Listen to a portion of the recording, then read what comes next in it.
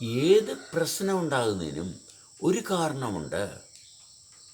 അപ്പോൾ നമ്മൾ ഒരു പ്രശ്നം, ഈ പ്രശ്നമെന്ന് പറയുന്നത് ഇതിൻ്റെ ലക്ഷണം എന്താണ്? നമ്മുടെ തുടർച്ച, അനുഭവത്തിൻ്റെ തുടർച്ചയ്ക്ക് വിഘാതം വരുത്തുന്നതാണ് പ്രശ്നം. ശ്രദ്ധിക്കണേ, വളരെ മനോഹരമായിട്ട് നമ്മൾ അനുഭവിച്ചുകൊണ്ടിരിക്കുക. എന്തുകൊണ്ടാണ് നമ്മൾ അനുഭവിച്ചുകൊണ്ടിരിക്കുന്നത്? നമുക്ക് കണ്ണ്, കാത്, മൂക്ക്, നാക്ക്, ത്വക്ക്, ഭാരം, ഇത്രയും കാര്യങ്ങളുടെ സ്വാധീനത്തിലാണ് അനുഭവം. നമ്മുടെ ഉള്ളിൽ അനുഭവിക്കുന്നത് കണ്ണ്, കാത്, മൂക്ക്, നാക്ക്, ത്വക്ക്, ഭാരം, ഇത്രയും കാര്യങ്ങൾ നമ്മളിപ്പോൾ എടുക്കുക. ഇതെല്ലാം പ്രവർത്തിക്കുന്ന കൊണ്ടാണ് നമ്മളിൽ അനുഭവമുള്ളത്. അപ്പം നമ്മളിൽ ഈ അനുഭവം കാണണമെന്നുണ്ടെങ്കിൽ അതിനൊരു കേന്ദ്രം വേണ്ടേ? അതാണ് നമ്മുടെ ഹൃദയം. എങ്ങനെ ഹൃദയത്തെ എടുക്കാൻ പറ്റും? എങ്ങനെയാണ് ഹൃദയം കണ്ടെത്താൻ പറ്റുക? നമ്മുടെ ചലനത്തെ. അവിടെയാണ് നമ്മുടെ ചലനത്തെ. കാരണം ചുറ്റുപാട് നിറച്ച് ചലനമുണ്ട്. ചുറ്റുപാട് ഒരുപാട് കാര്യങ്ങൾ ചലിക്കുന്നുണ്ട്. നമ്മൾ ആ ചലനത്തിൽ പെട്ടുപോകാതിരിക്കാൻ നമ്മുടെ ചലനത്തെ എടുക്കുന്നു. നമ്മൾ ചലനത്തെ എടുക്കുമ്പോൾ നമ്മൾ ചലിക്കാനുള്ള കാരണം അതിലൂടെ അതിൻ്റെ കേന്ദ്ര ബിന്ദുവാണ് ഹൃദയം. അതിൻ്റെ കേന്ദ്രബിന്ദു ഹൃദയാനുഭവം. എന്താണ് ഹൃദയാനുഭവം എന്ന് പറയുന്നത്? ഒട്ടും മർദ്ദമില്ലാതെ അനുഭവത്തിൽ തുടരാൻ പറ്റുന്നു. മർദ്ദം കുറഞ്ഞു പോയാലും അപകടമാണ്. നമുക്ക് അനുഭവം വേണം. അനുഭവം ഇല്ലാണ്ട് പോയി കഴിഞ്ഞാൽ എന്തു പറ്റും? ഭ്രാന്താവും. അനുഭവം ഇല്ലാണ്ട് പോയി കഴിഞ്ഞാൽ ഭ്രാന്താവും. അനുഭവത്തിൻ്റെ ഭാഗം കൂടിക്കഴിഞ്ഞാൽ എന്താകും? അനുഭവത്തിൻ്റെ ഭാഗം കൂടിക്കഴിഞ്ഞാൽ ഭയമാകും.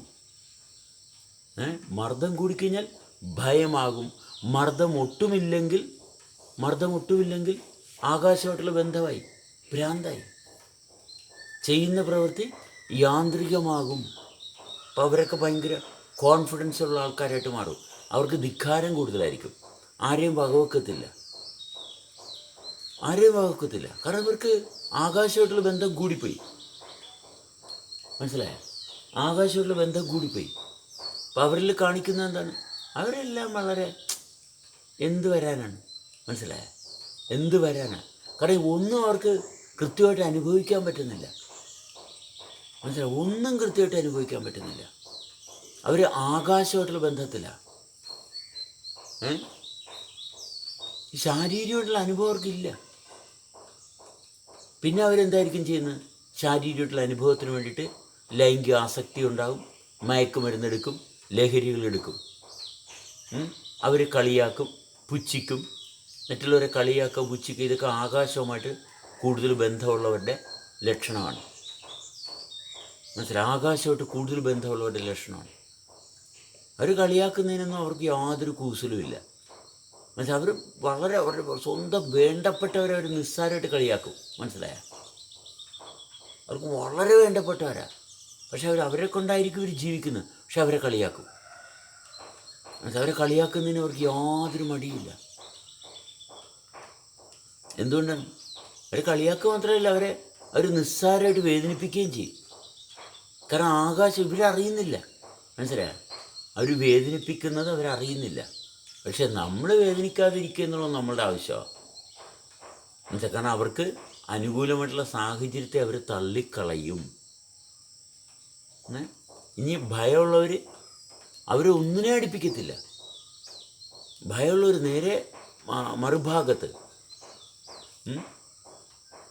അനുഭവത്തിൽ നിൽക്കുന്നവർ ഭയങ്കര സ്ട്രോങ് മർദ്ദം കൂടിക്കഴിഞ്ഞാൽ സ്ട്രോങ് അനുഭവമായി. എന്ത് സംഭവിക്കും? ആ ഒരേ അനുഭവത്തിൽ തന്നെ നിൽക്കുകയും. മനസ്സിലായി? അനുഭവം ഒരു വിഷയ സർക്കിളായി. അതിന് കരകയറാൻ പറ്റുന്നില്ല. ഒരാളെ മാത്രം ആശ്രയിക്കുന്നു. ശ്രദ്ധിക്കണേ, ഈ പറയുന്നതിൽ ഏതെങ്കിലും ഒരു ഭാഗത്താണെങ്കിൽ ഒരാളെ മാത്രം ആശ്രയിക്കും. എന്തുകൊണ്ടാണ്? പെട്ടുകിടക്കുന്നതുകൊണ്ടാണ്.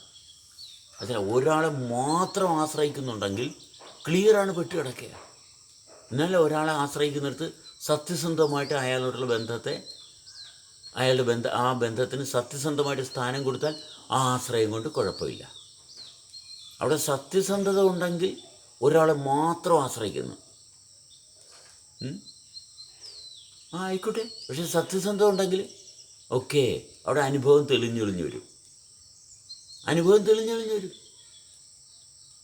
മതി. സത്യസന്ധത ഉണ്ടെങ്കിൽ അനുഭവം തെളിഞ്ഞൊളിഞ്ഞു വരും. അവിടെ ഭയമാണെങ്കിലും ഈ പറയുന്ന ആകാശമായിട്ടുള്ള ബന്ധമാണെങ്കിലും അഹങ്കാരമാണെങ്കിലും അവിടെ അഹങ്കാരം കൂടുന്ന ഭാഗം അതാണ്. ഈ അഹങ്കാരം ചിലവരിൽ ഈ രണ്ട് ഭാഗവും മാറി മാറി വരും. മനസ്സിലായ? കൂടുതൽ മനുഷ്യരിലും ഈ രണ്ട് ഭാഗത്തിൻ്റെയും വ്യത്യാസം കാണാം. അപ്പോൾ ഒരു വ്യക്തി നമ്മളുടെ അടുത്ത് വർത്തമാനം പറയാൻ വരുന്ന വ്യക്തി ആകാശമായിട്ടുള്ള ബന്ധത്തിലാണ് ഇരിക്കുന്നതെങ്കിൽ നമ്മൾ ഭൂമിയായിട്ടുള്ള ബന്ധത്തിലിരിക്കുക. സ്ട്രോങ് ആയിട്ട് ഭൂമിയായിട്ടുള്ള ബന്ധത്തിലോട്ട് മാറുക. ഇനി ഒരാൾ ഭൂമിയായിട്ടുള്ള ബന്ധത്തിലാണ് വരുന്നതെങ്കിൽ നമ്മൾ ആകാശമായിട്ടുള്ള ബന്ധത്തിലോട്ട് മാറുക. കാരണം അവരെ സംബന്ധിച്ചിടത്തോളം അവർക്ക് ഈ ഭാഗത്തോട്ട് മാത്രമേ അന്വേഷിക്കാൻ പറ്റത്തുള്ളൂ. നമ്മൾ ഭൂമിയായിട്ടുള്ള ഗ്രാവിറ്റി നമ്മുടെ അനുഭവത്തിൽ സ്ട്രോങ് ആകുക. കാരണം അവർക്ക് അനുഭവമാണ് വേണ്ടത്. ഇപ്പം നമ്മളെന്ത് പറയണം? നമ്മൾ ചെയ്യുന്ന പ്രവൃത്തി മാത്രം പറയുക. മനസ്സിലായി? നമ്മൾ ചെയ്യുന്ന പ്രവൃത്തി മാത്രം പറയുക, വേറെ ഒന്നും പറയണ്ട. മനസ്സിലായി? നമ്മൾ ചെയ്യുന്ന പ്രവൃത്തി അവിടെ ഫലത്തെ പറ്റി പറയുക. മറ്റെടുത്ത് ഫലം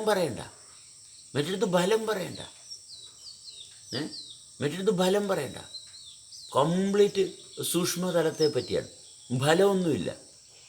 മനസ്സിലായി? കാരണം ഇപ്പോഴത്തെ ഭൂമിയുടെ ഭാരത്തിലിരിക്കുന്ന ആളെ സംബന്ധിച്ചിടത്തോളം കർമ്മത്തിൻ്റെ ഭാഗം ഒക്കെ വളരെ വ്യക്തമായിട്ട് ഇതിങ്ങനെയാണ്, ഇതിൻ്റെ പാറ്റേൺ ഇങ്ങനെയാണ്, ആകാശമായിട്ടുള്ള ബന്ധത്തിലിരിക്കുന്ന കാര്യങ്ങൾ ഷെയർ ചെയ്യുക. മനസ്സിലായി? ഇവർ മാറിയേ പറ്റത്തുള്ളൂ, മാറിയിരിക്കും.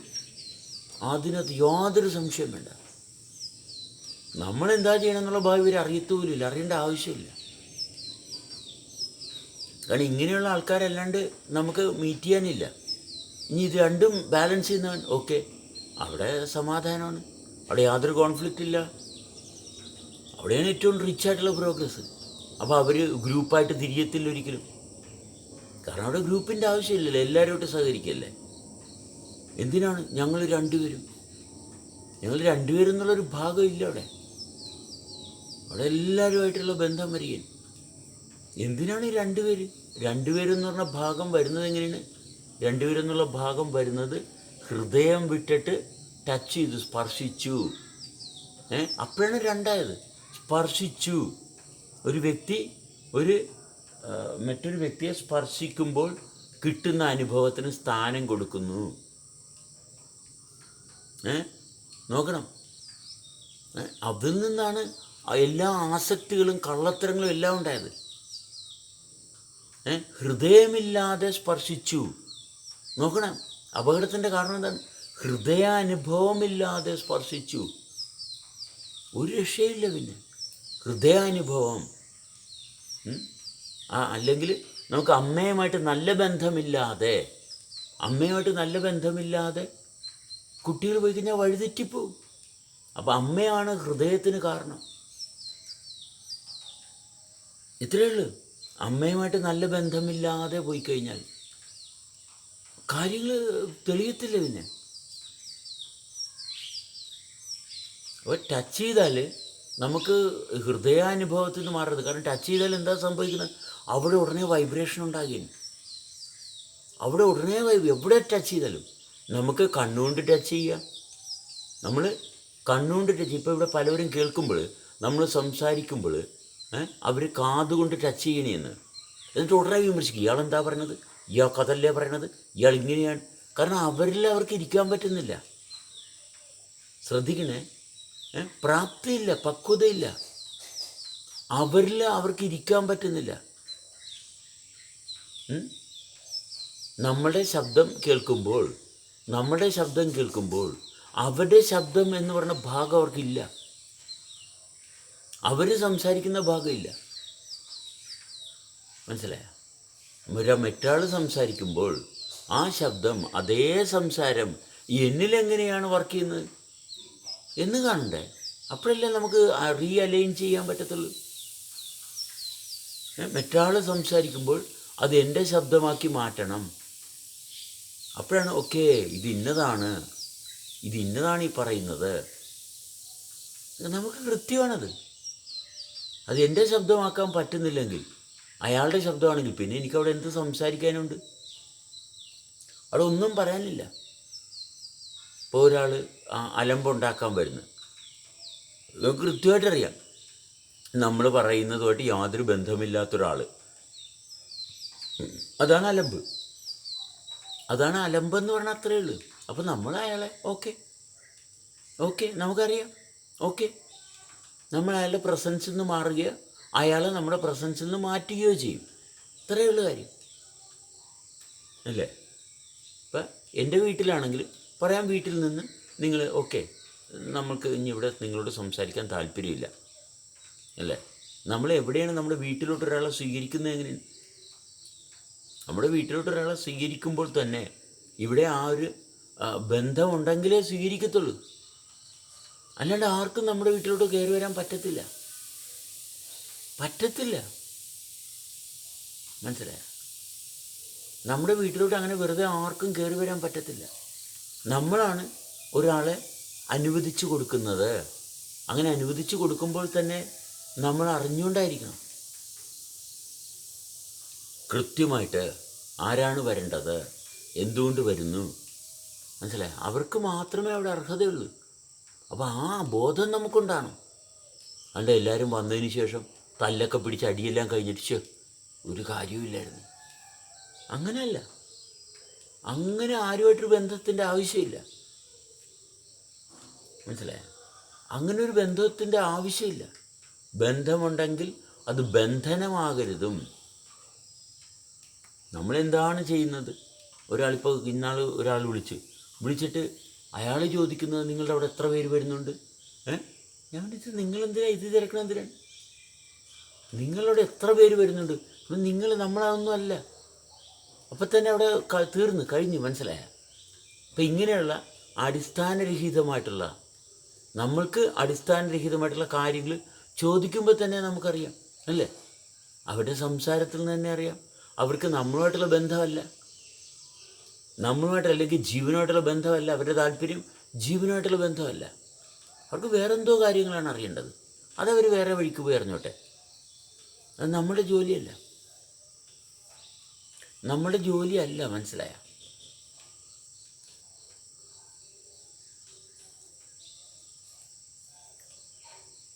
അപ്പോൾ നമ്മളുടെ ജോലി എന്താണ്?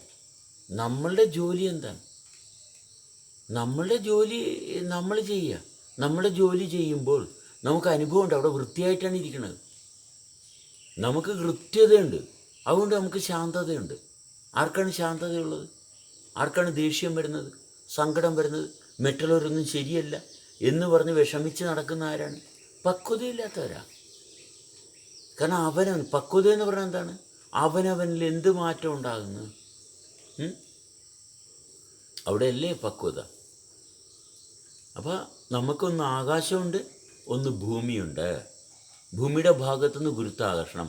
ഈ ഭൂമിയെ റെപ്രസെൻറ്റേറ്റ് ചെയ്യുന്ന ഭാഗമാണ് സ്ത്രീകൾ.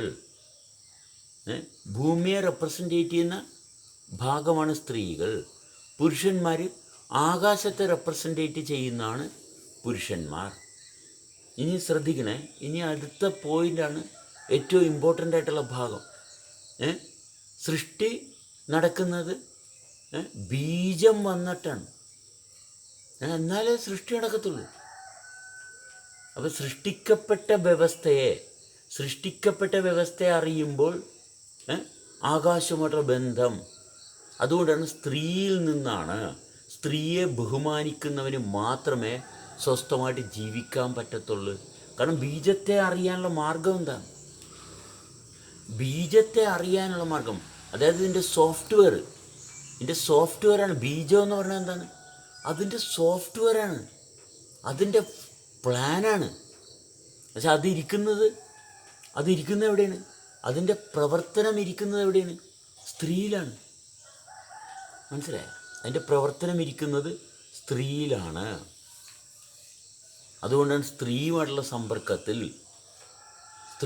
സമ്പർക്കത്തിൽ നമുക്ക് തുടർന്ന് ജീവിക്കാൻ പറ്റും.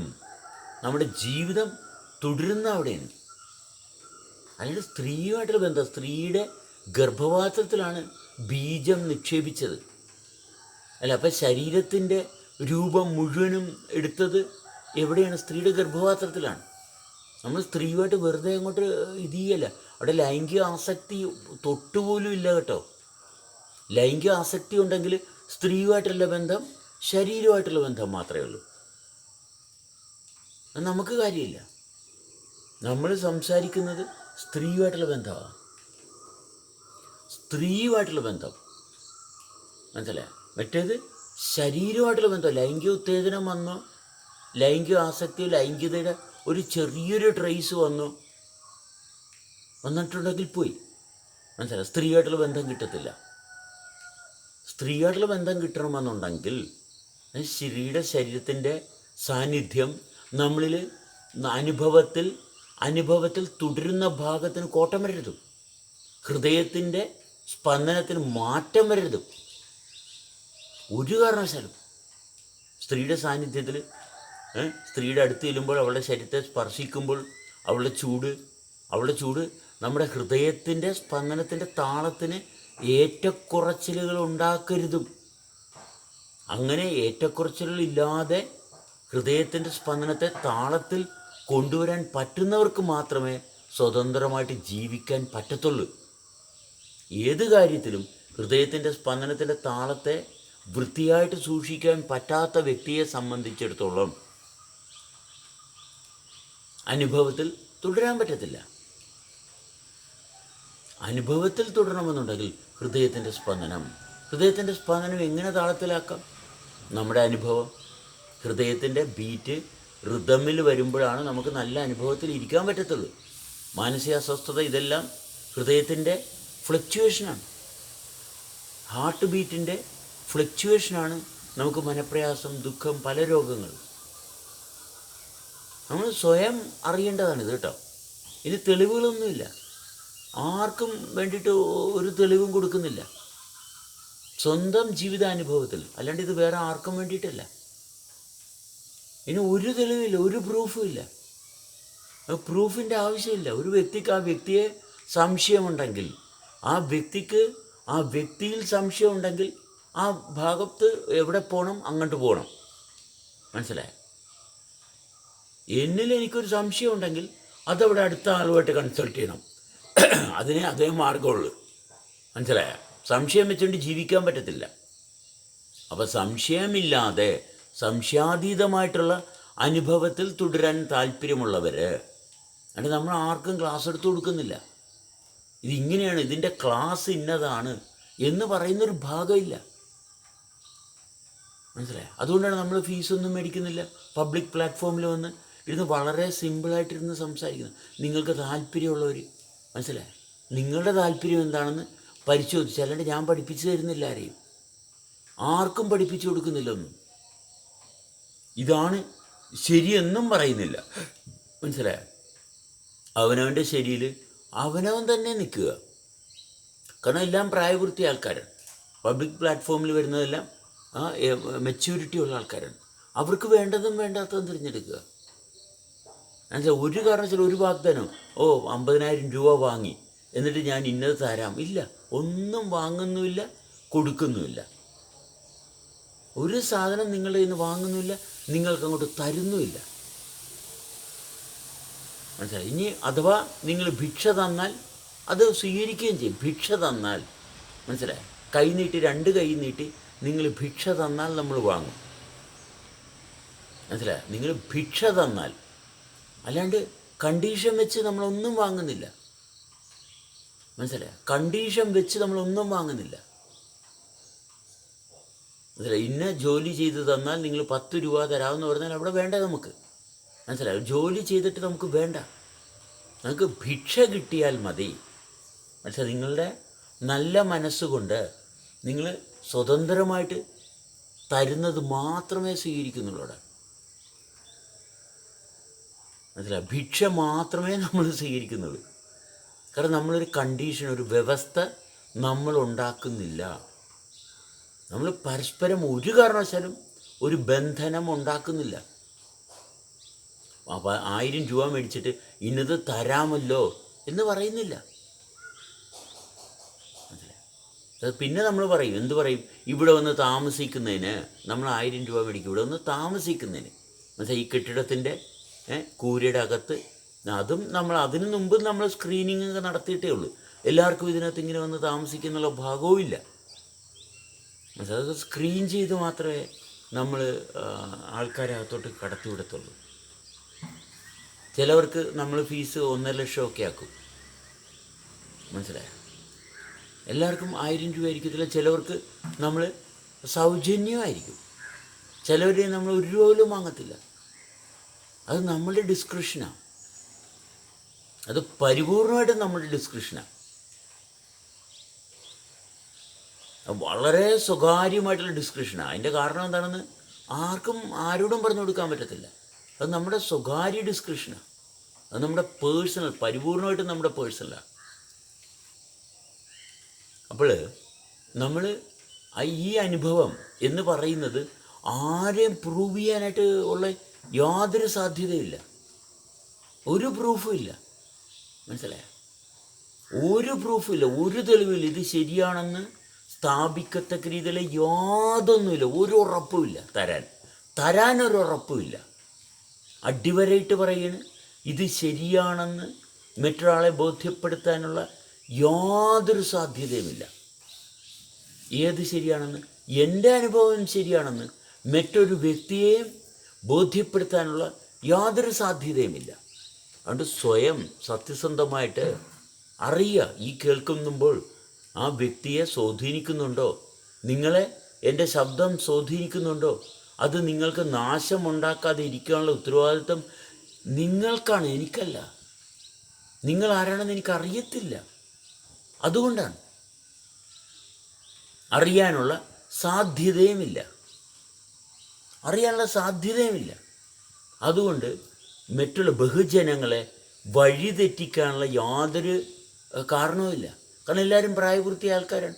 അവരുടെ പക്വതയിൽ നിന്ന് കേൾക്കുക. നിങ്ങൾക്ക് ദോഷം വരാതെ സൂക്ഷിക്കേണ്ട ഉത്തരവാദിത്വം എൻ്റെ കയ്യിലില്ല. അത് എൻ്റെ കയ്യിലില്ല. മനസ്സിലായോ? നിങ്ങളുടെ കൈവശമുള്ളത്, നിങ്ങളെ കാത്തു രക്ഷിക്കേണ്ടത് നിങ്ങളുടെ ഉത്തരവാദിത്വമാണ്, എൻ്റെ ഉത്തരവാദിത്വമല്ല. എൻ്റെ കയ്യിലില്ല. നിങ്ങൾക്ക് നേർവഴിക്ക് പോകാനുള്ള വഴി, എന്നെ സംബന്ധിച്ചിടത്തോളം എൻ്റെ നേർവഴിക്കുള്ള വഴി എന്നിലുണ്ട്. എന്നിലുള്ളത്, ഇവിടെ എന്തെല്ലാം ഉണ്ടോ അതെല്ലാം ചേർന്നാണ്. ഈ ഭൂമിയിൽ, ഈ അന്തരീക്ഷത്തിൽ ഉള്ളത് ചേർന്നാണ് ഞാൻ പ്രവർത്തിക്കുന്നത്. ആ പ്രവർത്തനത്തിൽ എനിക്ക് അനുഭവമുണ്ട്. എൻ്റെ ജീവിതം എൻ്റെ അനുഭവമാണ്. അതിനൊരു സംശയമല്ല. എൻ്റെ തീരുമാനമല്ല. ഇതൊരു ആശയമല്ല. ഇത് ഒരു അനുഭവമാണ്. അത് വളരെ മനോഹരമായിട്ടുള്ളൊരു അനുഭവമാണ്. അതുകൊണ്ട് അവിടെ തർക്കിക്കാനോ തെളിവുകൾ കാണിക്കാനോ ഒന്നുമില്ല. ആരെയും പ്രൂവ് ചെയ്യാനായിട്ട് പറ്റത്തില്ല.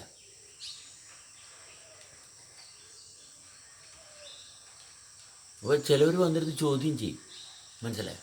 ഈ ചോദ്യം ചെയ്യുന്നവരോട് നമുക്ക് കൈകൂപ്പാനേ പറ്റത്തുള്ളൂ. മനസ്സിലായോ?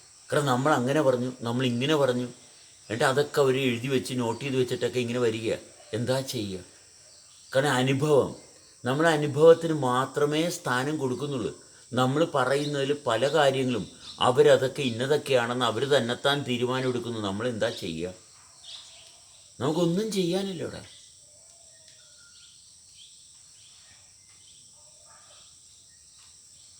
അപ്പം നമ്മുടെ ജീവിതം അതിമനോഹരമായിട്ടുള്ള നമ്മുടെ ജീവിതം നമ്മൾ വ്യക്തമായിട്ട് തിരിച്ചറിയാനായിട്ട് ഇടയാകുന്നില്ലെങ്കിൽ അതിൻ്റെ കാരണം നമ്മളുടെ തന്നെ ബലഹീനതയാണ്. അപ്പം നമ്മൾക്ക് ഒരു ഹൃദയമുണ്ട്, ഈ ഹൃദയത്തിൻ്റെ ഭാഗത്തൊരു സ്പന്ദനമുണ്ട്. ആ സ്പന്ദനത്തിൻ്റെ ഭാഗം ശക്തമായിട്ട് തിരിച്ചറിയുന്നുണ്ടെങ്കിൽ ഒരു സ്ത്രീയുടെ സാന്നിധ്യം സ്ത്രീയെ സ്പർശിക്കുമ്പോൾ നമുക്ക് ആ സ്പർശനത്തിൽ ഉണ്ടാകുന്ന വൈബ്രേഷൻ ഒരിക്കലും നമുക്ക് നമ്മളിലെ സബ് കോൺഷ്യസ് മൈൻഡിലോട്ട് പോകത്തില്ല. ഇത് നമ്മളിൽ ഒരു മെമ്മറി ക്രിയേറ്റ് ചെയ്യത്തില്ല. ഒരു സ്ത്രീയെ കാണുമ്പോൾ നമ്മളിൽ വേറിട്ടൊരു മെമ്മറി ക്രിയേറ്റ് ചെയ്യുന്നുണ്ടെങ്കിൽ പ്രോബ്ലം സ്റ്റാർട്ട് ചെയ്തു. ഒരു സ്ത്രീ നമ്മളെ ആകർഷിക്കുന്നു, സ്ത്രീയുടെ ശരീരം നമ്മളെ ആകർഷിക്കുന്നു. എന്നുവെച്ചാൽ നമ്മുടെ ശരീരം ബലഹീനമായിട്ടുള്ള ശരീരമായി തീർന്നിരിക്കുന്നു. അപ്പോൾ നമ്മളെന്തൊരു സ്ത്രീയുടെ സാന്നിധ്യം, സ്ത്രീയുടെ പ്രസൻസ് നമ്മുടെ ഉള്ളിൽ ഒരുപാട് മെമ്മറികളുണ്ടാക്കും. പിന്നെ അത് സ്വപ്നമായിട്ട് മാറും. കാരണം നമ്മൾ ബലഹീനരാണ്, അതുകൊണ്ടാണ് സ്വപ്നമായിട്ട് മാറും. അവൾ സുന്ദരിയാണ്, എനിക്ക് അവളെ വേണം. എന്നിട്ട് ഞാൻ എന്നെ ഉപേക്ഷിക്കുകയാണ്, സ്വന്തം ജന്മത്തെ ഉപേക്ഷിക്കുകയാണ്. എൻ്റെ ശരീരത്തിൽ എൻ്റെ അനുഭവത്തിൽ എനിക്ക് നിൽക്കാനോ തുടരാനോ പറ്റുന്നില്ല. പ്രശ്നമായി. ഇതിപ്പോൾ സ്ത്രീയുടെ ഭാഗം ഇങ്ങനെ ഞാൻ എടുത്തു പറയുന്നു. അങ്ങനെ ഒട്ടനവധി കാര്യങ്ങൾ, കണ്ടതും കേട്ടതുമായിട്ടുള്ള ഒട്ടനവധി കാര്യങ്ങൾ നമ്മളെ സ്വാധീനിക്കുന്നു പല വഴിക്ക്. അതുകൊണ്ട് ഒരു സ്ഥലത്ത് സമാധാനത്തിൽ ഇരിക്കാൻ പറ്റുന്നില്ല. അണ്ട് സന്യസിക്കാൻ പോകാനോ ആത്മീയജീവിതമൊന്നുമല്ല, ശാരീരികമായിട്ടുള്ള അവസ്ഥയെ കൃത്യമായിട്ട് അനുഭവിച്ച് ആണ് ജീവിക്കുന്നത്. അല്ലാണ്ട് ഏതെങ്കിലും ഗ്രന്ഥമെടുത്ത് വായിച്ചിട്ട് ആ ഗ്രന്ഥത്തിൽ പറയുന്നത് ശരിയാണെന്ന് സ്ഥാപിക്കാൻ നോക്കലല്ല. ഒരു ഗുരുവിൻ്റെയും ശിഷ്യനാകുന്നില്ല. എൻ്റെ ഹൃദയം, എൻ്റെ ജീവിതം, എൻ്റെ അനുഭവം, അതിലാണ് എൻ്റെ അനുഭവം പരിപൂർണമായിട്ട് വ്യക്തിത്വം ഉള്ളൊരു ഭാഗത്താണ്. മറ്റൊരാളുമായിട്ട് പങ്കുവെക്കാൻ പറ്റാത്തൊരു ഭാഗമാണ്. അവിടെയാണ് എൻ്റെ അനുഭവം നിൽക്കുന്നത്, അവിടെയാണ് എൻ്റെ ജീവിതം. അപ്പോൾ ആ ഭാഗം തെളിച്ചെടുക്കുന്നതാണ് എൻ്റെ ജീവിതം. എത്രത്തോളം തെളിച്ചു കൊണ്ടുവരാൻ പറ്റുന്നു അത്രത്തോളം ഞാൻ ജീവിക്കുന്നു. അത് എത്രത്തോളം തെളിയുന്നു അത്രയും ജീവിക്കുന്നു. അപ്പോൾ ഇവിടെയാണ് നമ്മുടെ സ്വസ്ഥത.